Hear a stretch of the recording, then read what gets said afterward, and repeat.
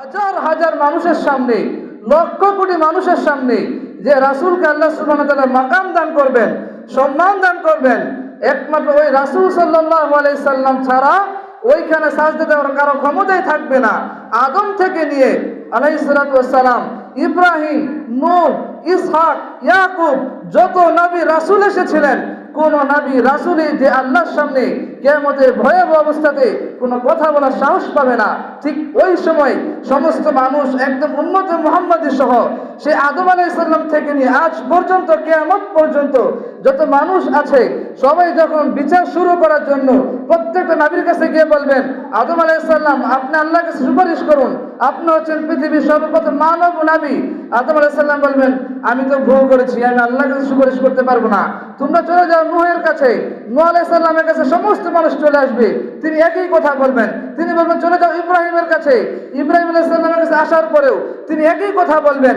এভাবে আস্তে আস্তে আস্তে যখন আমাদের রাসূলুল্লাহ সাল্লাল্লাহু আলাইহি সাল্লামের কাছে আসবেন, আসার পরে তখন তাকে বলা হবে, ইয়া রাসূলুল্লাহ আপনার পৃথিবীর সর্বশ্রেষ্ঠ রাসূল, আপনি নবীদের নবী, আপনি পৃথিবীর মহামানব, আপনি জান্নাতের প্রথম কোরআন আনবেন, আপনি আল্লাহর কাছে আমাদের জন্য একটু সুপারিশ করেন না। আজকে যেন আল্লাহ আমাদের বিচার কাজ শুরু করে। এই কঠিন পরিস্থিতি, এই কঠিন ভয়াবহ আমরা আর সহ্য করতে পারতেছি না, আপনি একটু আমাদের জন্য আল্লাহর কাছে সুপারিশ করুন। তখন রাসূলুল্লাহ সাল্লাল্লাহু আলাইহি সাল্লাম এই লক্ষ কোটি মানুষের সামনে আল্লাহর আরশ স্থাপন করা থাকবে, ওই আরশের সামনে একটি জায়গা থাকবে, ওই উঁচু জায়গাতে রাসূলুল্লাহ সাল্লাল্লাহু আলাইহি সাল্লাম যাবেন, সেখানে গিয়ে তিনি সাজদায় লুটিয়ে পড়বেন। রাসূল সাল্লাল্লাহু আলাইহি সাল্লাম বলছেন, আমি ওই সাজদায় পড়ে এমন কিছু বাক্য আল্লাহ সুবহানাহু ওয়া তাআলার প্রশংসাতে বলবো, এমন কিছু বাক্য আমি আল্লাহ সুবহানাহু ওয়া তাআলার নিমিত্তে সেখানে পাঠ করব, যে বাক্য পৃথিবীতে আমি এখনো শুনিনি, এখনো জানি না। কোন নবী রাসূল পৃথিবীতে কখনো শুনেনি, কখনো জানেন না, কোন নবী রাসূলকে পৃথিবীতে শিক্ষা দেওয়া হয় নাই।